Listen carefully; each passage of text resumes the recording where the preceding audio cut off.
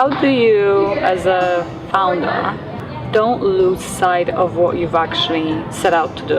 And how do you keep that energy going for your team that's very consistent? How do you not allow your fears to get in the way? How do you inspire when you don't feel inspired at times? Okay.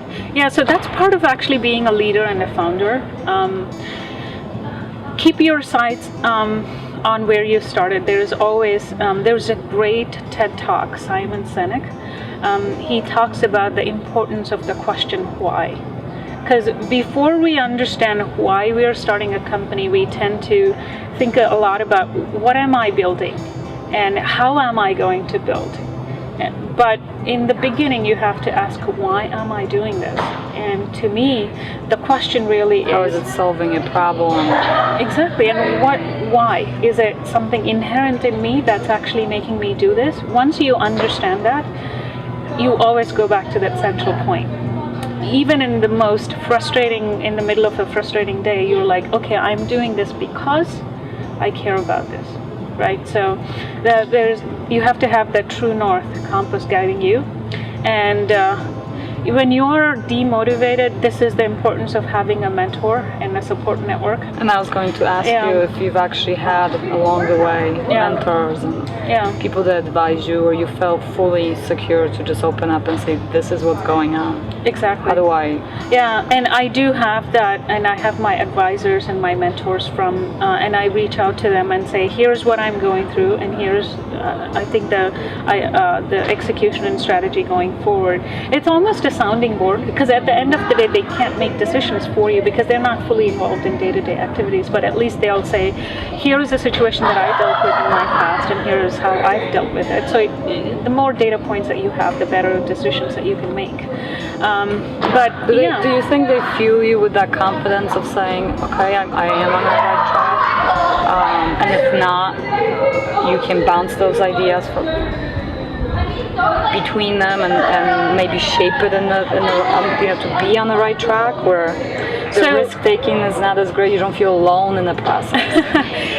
So there are very few instances where you don't feel afraid and lonely, and that's just part of being a founder, by the way. It's how you deal with that, because if somebody tells you that they knew from day one what they were going to do, that's just not. And even possible. If they have, it changes. Yeah, exactly. So the whole successful entrepreneur always molds to the changing tide, right? So the role that mentors play is really nothing but a sounding board, by the way, because at the end of the day, you have to, from your gut and instinct, know what's right and what's wrong. And if you're struggling with the decision making, then you have to work on it. So I've gone through executive coaching in the last year or two, and it's been super helpful for me. And I actually advise anyone that's about to lead a team or start a company, go through this. It's emotional intelligence test, right? So I do really well on keeping my head on under stress and empathy wise. And where do you think that came from? I think, again, goes back to lots of different circumstances, right? Having a family and a father that's really supportive. And my father is very calm and collected, by the way, under stress, and I sort of learned from him. And it's probably partly genetic, I think, but you can work on it, and mentors along the way in situations, and if you really honestly look at life, what's the worst thing that can happen? Right. That you can starve, right? Or your child is starving, or you're going to die.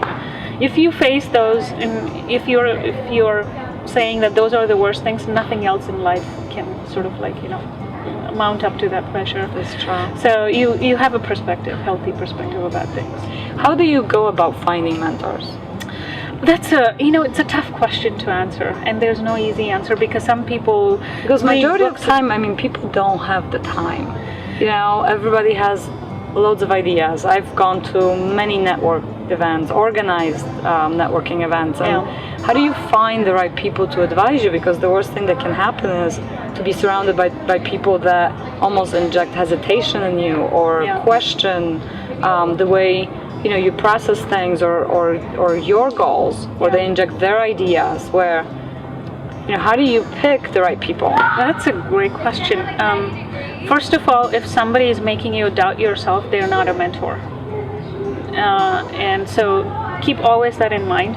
So before you seek a teacher or a mentor, right, you have to have a healthy sense of who you are to start with, right? Because a mentor can only help you shape peripheral direction and guidance, but you yourself have to really know what you are made of. So that's my first point. And the second point is, a mentor is someone you've known for a while. Once in a while you do actually randomly run into a person and they're great and you ask them a few questions. But a mentor is someone, it's almost like it has to be a constant presence in your life, and you build a relationship with them, right? And it's a lot of it depends on you, because those guys are super busy. If someone is successful and you look up to them, they already have a full plate. Right. So it depends on you to say, here is a regular schedule, maybe a monthly coffee that I'm going to go, talk to them for an hour. But it doesn't have to be, by the way, then don't feel pressure that I have to come up with, smart set of questions to talk to them. At the end of the day, they're also human beings. So make a connection, make them care about you. And that's a hard thing. Because at the end of the day, why does anybody want to help you? They have to like you. And that's the piece that people miss. Because if you just project this and support what you're doing, believe in it, in a sense. Exactly. So it's your job to do that. Because at the end of the day, if you just believe you have all the answers and you're really super smart, why cost you a lot of money? Exactly. Whereas if you say, I have this ambition, here's how I'm working towards it, and I really can use help in this, and that. And, people are actually Silicon Valley is such a great place. When they recognize you have the drive and the ambition and the smartness to go with it, they're happy to work with you. I've met so many people that open doors for me, give me introductions that are meaningful in my business, that lead to great partnerships. And I keep thinking, why? Because somebody did the same thing for them. And I've actually noticed that about Silicon Valley more than any other place in California. Yeah. And like you said, I think it's because they've experience how that feels and what that has done in their career. Yeah, and it's paying forward. Exactly. And it also instills the same values. And right now, I mentor people, and I'm happy to go meet with people if they say, "Hey, I need an hour's time." Yeah. So, like you have done with us. Oh, thank you. Thank you very much. Sure. So that's what it's really about, give and take, and you have to find that meaningful relationship.